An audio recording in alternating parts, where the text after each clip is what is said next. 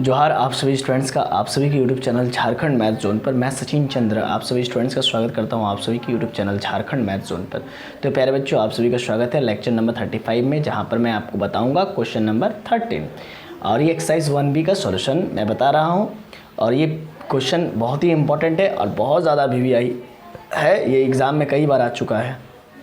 ठीक है, BBMQ बोलिए चाहे VVU बोलिए या फिर अदर यूनिवर्सिटीज़ का ही क्यों ना आप नाम लें, तो ये क्वेश्चन बहुत इंपॉर्टेंट है।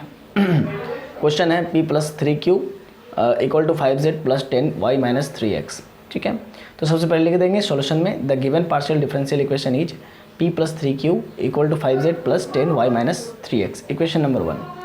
अब लेक्चर ये हुआ, इतना हुआ। लेक्चर नंबर 35 बता रहा हूँ। ठीक है, which is of standard form, ये स्टैंडर्ड फॉर्म में है। PP+QQ = R के फॉर्म में। So it is Lagrange's linear partial differential equation, यानी कि ये Lagrange's linear partial differential equation के फॉर्म में है। तो जब स्टैंडर्ड इक्वेशन से मैं इक्वेशन नंबर 1 का कंपेयर करूँगा तो कैपिटल P का मान 1 आ रहा है, क्योंकि स्मॉल P+3Q समथिंग है इक्वेशन 1 में। तो स्मॉल p के साथ क्या चिपका हुआ है, तो 1 चिपका हुआ, यानी कि कैपिटल P की जगह पर 1 है। तो कैपिटल P का वैल्यू 1 आया, कैपिटल Q का वैल्यू 3 आया और कैपिटल R का वैल्यू 5Z + 10Y - 3X आया। अब now auxiliary equation is written as, मतलब लैग्रांजेस ऑक्सिलरी इक्वेशन लिखेंगे तो dx/p dy/q और dz/r। तो dx/p p की जगह पर क्या रहेगा, तो 1 रहेगा। ठीक है ना, और dy/q q की जगह पर क्या रहेगा 3 और dz/r r की जगह पर 5Z + 10y - 3x।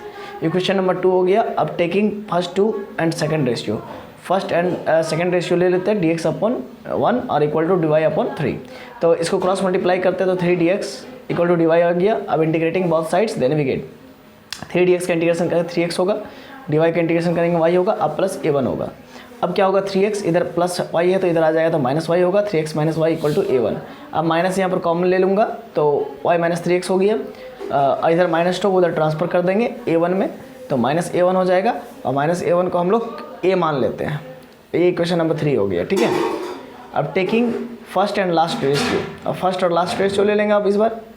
देखिए फर्स्ट रेशियो क्या है dx/1 और थर्ड रेशियो क्या है dz/5Z + 10y - 3x। तो देखिए हम लोग क्या लिखे, वही लिखे dx अपॉन कुछ नहीं तो नीचे में 1 रहता है, लेकिन नहीं लिखेंगे तो भी कोई दिक्कत नहीं है, dz/5Z + 10y - 3x। अब यहाँ पर देखिए इतना हुआ। अब आगे देखिए y - 3x का जो फार्मूला है, जो माने हुए हैं उसको हम लोग a माने हुए हैं, तो y - 3x की जगह पर हम क्या लिखेंगे a from equation 3, sense from equation 3 ये भी लिख देंगे। 5z dz/5Z + 10a।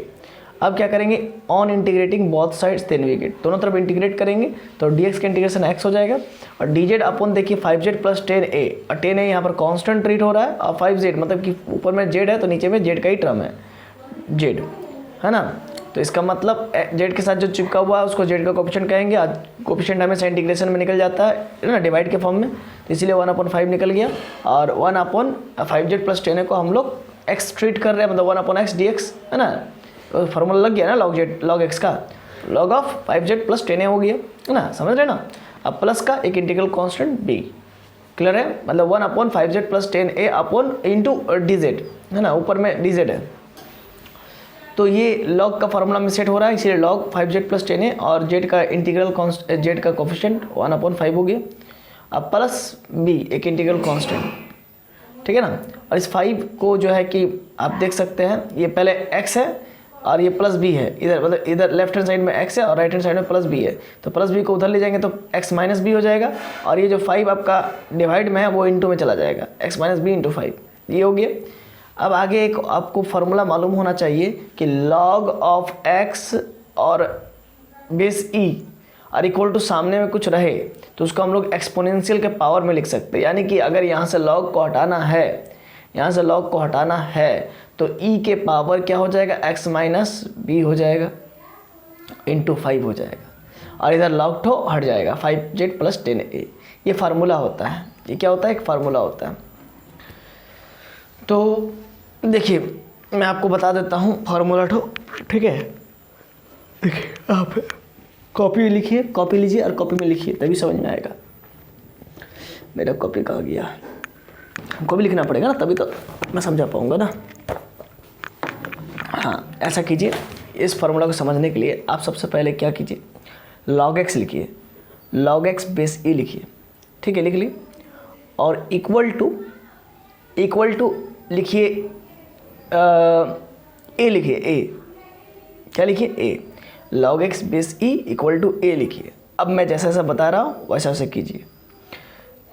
log x base e equal to a लिख दिए, log x base e equal to a लिख दीजिए, log x base e equal to a लिख दीजिए। अब क्या कीजिए कि लेफ्ट हैंड साइड में जहाँ पर log x लिखे है वहाँ पर आप x लिखिए, वहाँ पर आप क्या लिखिए, x लिखिए।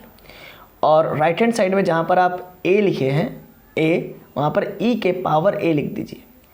तो देखिए ये इतना हुआ, ठीक है। इसका मतलब ये कि log x base e equal to a को हम लोग x बराबर e का पावर a लिख सकते हैं, इसीलिए मैंने यहाँ पर ऐसा काम किया है। समझ गए? ऐसा है कि समझ में आ गया होगा, ठीक है। चलिए इतना हो गया, अब आगे समझिएगा। आगे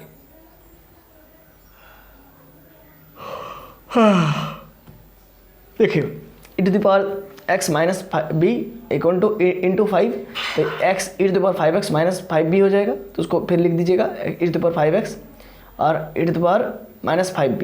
तो इसको बांट सकते हैं आपस में, है ना, क्योंकि माइनस में है तो आपस में इंटू में बढ़ सकता है। e to the power 5x into e to the power minus 5b हो सकता है, लिख दिए। और e to the power minus 5b को हम c मान लेते हैं। तो e to the power 5x इधर रहा और उधर 5z और प्लस 10y माइनस 3x हुआ था, आया हुआ है, ठीक है ना। ये चीज़ को देखिए, क्योंकि a का वैल्यू क्या है, a का वैल्यू आपका पहले से ही देखिए यहाँ पर दिया हुआ है, a का वैल्यू y माइनस 3x। तो जहाँ पर a है वहाँ पर मैंने y माइनस 3x लिख दिया, ठीक है। इसीलिए यहाँ पर आप देख सकते हैं a का वैल्यू के जगह पर 5z प्लस 10 था, तो a के जगह पर y माइनस 3x लिख दिया। और e to the power minus 5b को एक कांस्टेंट मान लिया, c मान लिया। और e to the power 5x जो है मेरा इंटू में तो डिवाइड में जाएगा, तो क्या हो जाएगा, 1 upon e to the power 5x होगा और फिर 5z plus 10y minus 3x होगा। लेकिन जब e to the power 5x को मैं डिवाइड में ले जाऊंगा, 1 upon e to the power 5x होगा, तो वो ऊपर जाएगा तो e to the power minus 5x होगा, ऑब्वियस सी बात है। तो इसीलिए इक्वेशन नंबर 3 में आपका c बराबर ये समथिंग आ गया। और ये दूसरा मतलब सेकेंड इंटीग्रल सॉल्यूशन है, और फर्स्ट इंटीग्रल सॉल्यूशन a का वैल्यू आया था उसमें, ठीक है। a बराबर आपका y माइनस 3x था फर्स्ट इंटीग्रल सॉल्यूशन में, और सेकेंड इंटीग्रल सॉल्यूशन में c बराबर ये आया। तो हेंस द जनरल सॉल्यूशन कैसे लिखते हैं आपको मालूम है, f of a comma c। अगर b आता तो f of a comma b, c आया है इसीलिए f of a comma c equal to 0 लिखेंगे।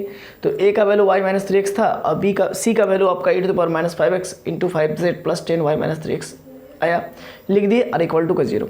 तो आशा है कि ये जनरल सॉल्यूशन आपको समझ में आ गया होगा और ये क्वेश्चन नंबर 13 आपको समझ में आ गया होगा, ठीक है। ये क्वेश्चन नंबर 13 जो कि आपका लेक्चर नंबर 35 था, ठीक है। तो चलिए मिलते हैं नेक्स्ट वीडियो लेक्चर नंबर 36 में। तब तक के लिए जोहार, खुश रहिए, आबाद रहिए, पढ़ते रहिए, धन्यवाद। अगर किसी भी प्रकार का प्रॉब्लम है तो आप हमें कॉल कीजिए, ठीक है। मोबाइल नंबर डिस्क्रिप्शन में हमेशा दे देते हैं, ठीक है। नहीं तो फिर आप नोट भी कर लीजिए 9693967379, ठीक है। इस पर कॉल कीजिए। चलिए रखते हैं, जोहार।